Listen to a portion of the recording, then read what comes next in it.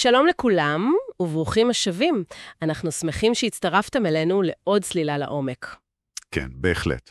אז היום אנחנו קיבלנו כמה קטעים ממש מרתקים, שמראים עימותים מאוד מאוד טעונים רגשית. כן, לגמרי.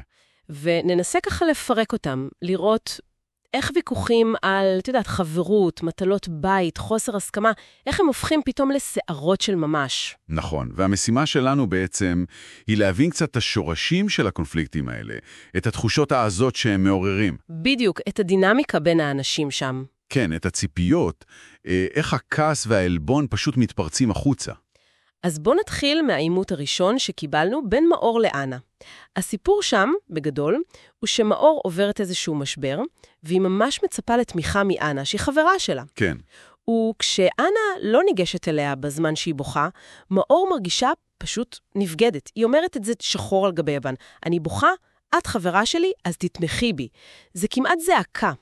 זה בדיוק העניין המרתט פה, כי יש פה התנגשות חזיתית בין שתי תפיסות של חברות. מה זה אומר להיות חברה? לגמרי. תגיבי אותי. בדיוק. ואז אנה באה ואומרת, רגע, אני לא ניגשתי מיד, כי לא הסכמתי עם איך שהתנהגת קודם. היא מדברת על השפלה וחוסר כבוד.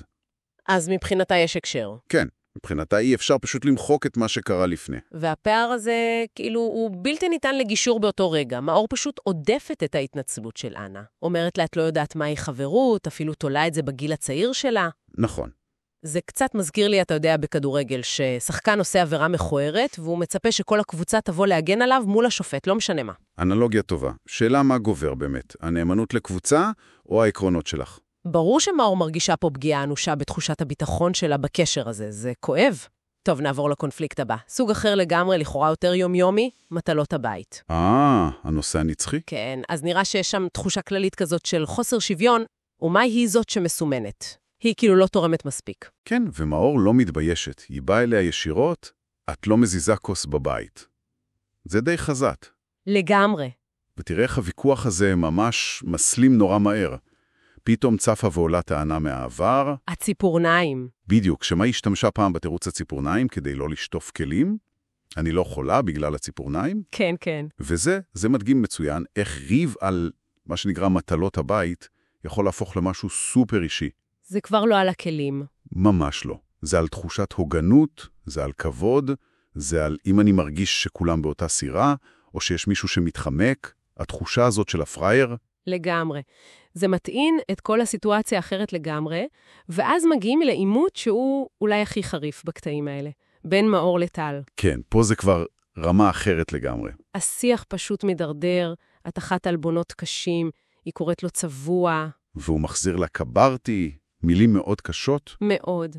והאשמה בצביעות, מאור מנמקת את זה, היא אומרת, אתה אמרת שאתה לא תצא עם מישהי שלא שירתה בצבא, או מישהי שמעלה תמונות מסוימות, והיא טוענת שהמעשים שלו כאילו סותרים את זה. זאת אומרת, היא תופסת אותו על חוסר עקביות לכאורה?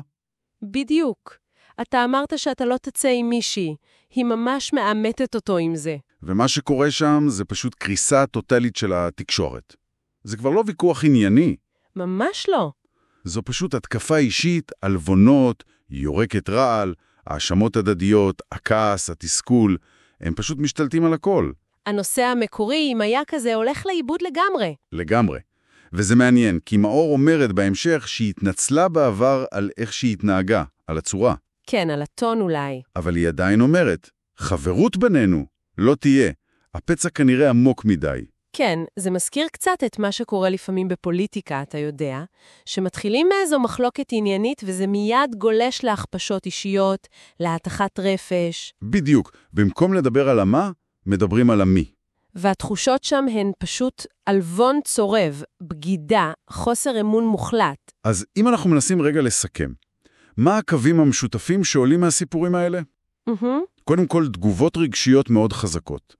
כעס, אלבון, אכזבה ברמות גבוהות. כן, רגש חשוף כזה. יש התנגשות ברורה של ערכים. נאמנות חברית מול שיפוט של התנהגות.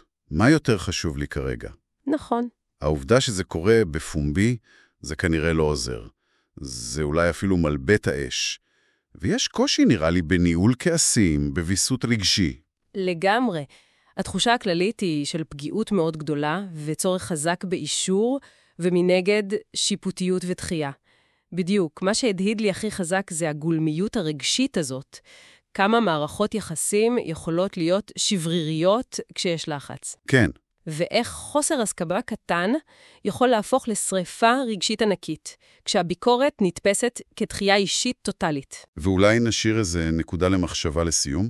כן. השאלה היא, עד כמה העימותים האלה, כפי שהם מוצגים, כשהם קוראים בפומבי, שונים ממחלוקות שאנשים מנהלים, בוא נגיד, בפרטיות, מאחורי דלתות סגורות. מעניין. האם לסביבה תחרותית אולי, או סביבה מצולמת, יש תפקיד בהסלמה הזאת, בלגרום לזה להיות יותר?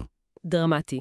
יכול להיות מאוד. ובעיקר, מה זה אומר לנו על הדרך לנווט מחלוקות כשהרגשות כל כך חזקים, או כשערכים שונים מתנגשים ככה חזיתית? איזה כלים בעצם צריכים להיות לנו?